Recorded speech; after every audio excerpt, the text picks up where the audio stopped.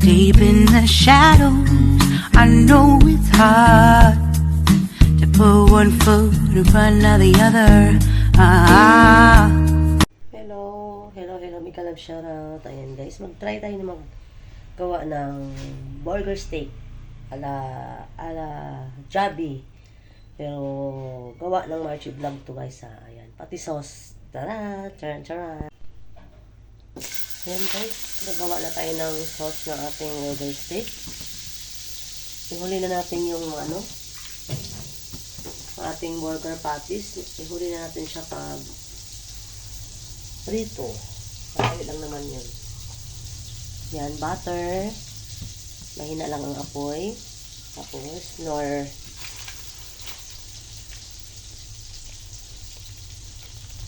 beef. Para lang, gumawa tayo ng gravy sauce. Pero, lagyan na natin siya ng mushroom. Oh, ba't ganito yung mushroom nila? Iba yung mushroom na nabili ko. Ayan ang ating mushroom guys. Ayan, ang nabili ko kasi is ganito. Bilog siya. Kaya ang ginawa ko is hiniwa ko muna siya. Pinanipisan ko para Tapos yung butter, ay kumulo na yan siya. Mainit na. So ilagay na natin yung ating na-slice na mushroom. Dami guys. Kasi favorite namin ko ng ate. Tawang ko lang si Bunso.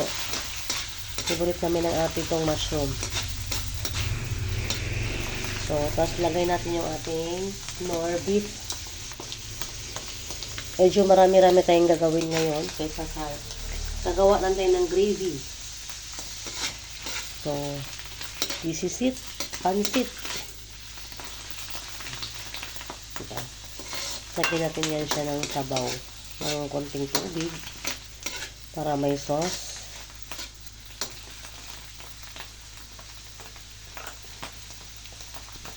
Lagyan natin ng paminta. More paminta, more yummy. Ayan. Own version ko lang to ng sauce ng ating burger steak. Kasi pag sa Jollibee tayo bibili ng burger steak order, kamahal-mahal guys. Pero madali lang pala siyang gawin. Isipan ko lang. Lagyan na natin siya ng water.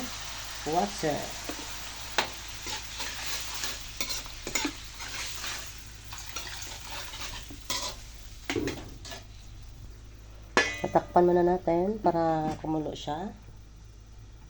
At kunting lang yan, kunting kulo kasi luto naman na yung ating mushroom. So, ayan. So, gagawin natin dyan is lagyan natin siya ng yung natunaw na natin na harina. Ayan.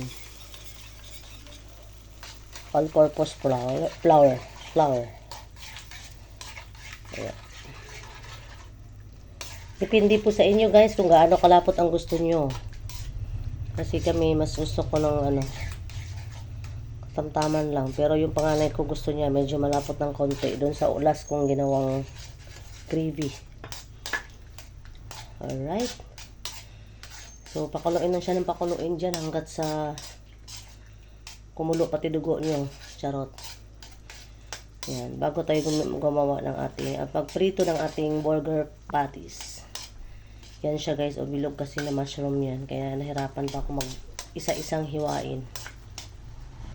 Ayan siya guys. Ayan, ganitong kalapot ang aking gusto sa sauce ng burger steak. Ayan. So, separate na natin ito. Ilagay natin sa maliit na lagayan muna. Para makapagprito na tayo ng ating burger patties. Ayan. Nasa inyo na yan kung anong lasa gusto nyo guys. Pero ako, nilagyan ko siya ng konting sugar. Para yung naghalong alat at tamis. Yan na yung sauce natin. Alright. Magpiprito na tayo ng ating patties.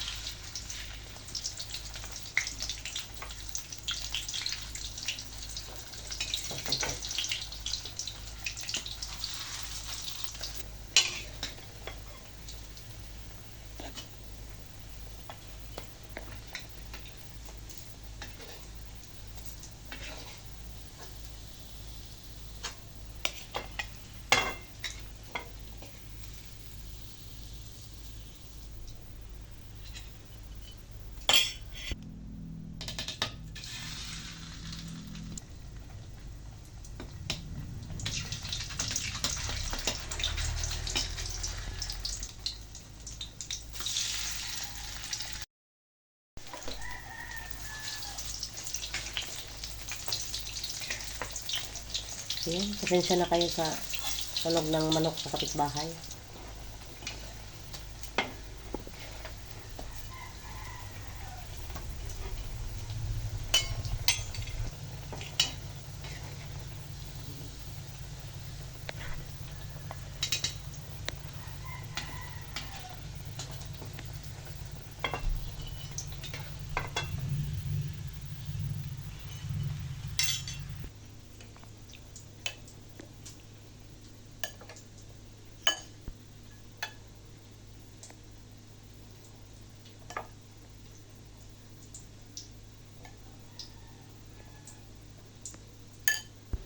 Ayan na siya guys, ang ating perfect para sa akin guys na burger steak ala Jabi and Marchi or Kesha Faith and Kate channel version. Ayan guys, kainan na tayo at natikman na natin yan. Ay malasa po talaga ang ating sauce ng ating burger steak. Sa Jollibee guys, sa Jollibee guys, ang mahal ng order niyan. Kasi favorite tong orderin na may chicken minsan, tsaka burger steak. Ang order niyan is, kasamang burger steak, I think 160. Isang burger steak, or isang burger steak lang bilhin mo walang chicken, nasa 80 ata, may rice naman na siya. So, 6 pieces. Oh, masolve na yung mga anak ko. Tara guys, thank you so much and God bless. Maraming salamat sa panonood ng aking vlog. Thank you.